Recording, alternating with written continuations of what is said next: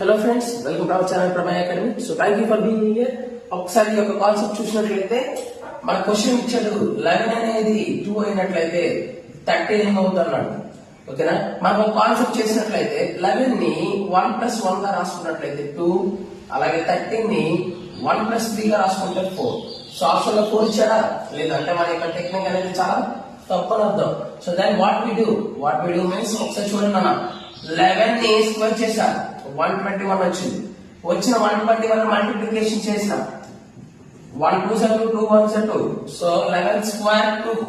Next 13 square చేసిన 13 square value 169. So 1 into 6 into 9 చేసినట్లయితే 6 1s are 6, 6 9s are 54. So option B is the right answer. So ఈ యొక్క question కి answer ఎంత వచ్చిందండి 54. సో మీకు మన యొక్క కాన్సెప్ట్స్ నచ్చినట్లయితే లైక్ చేసుకోండి, షేర్ చేయండి, సబ్స్క్రైబ్ చేసుకోండి మీకు కాన్సెప్ట్ అర్థమైనట్లయితే. So thank you very much for your wonderful support.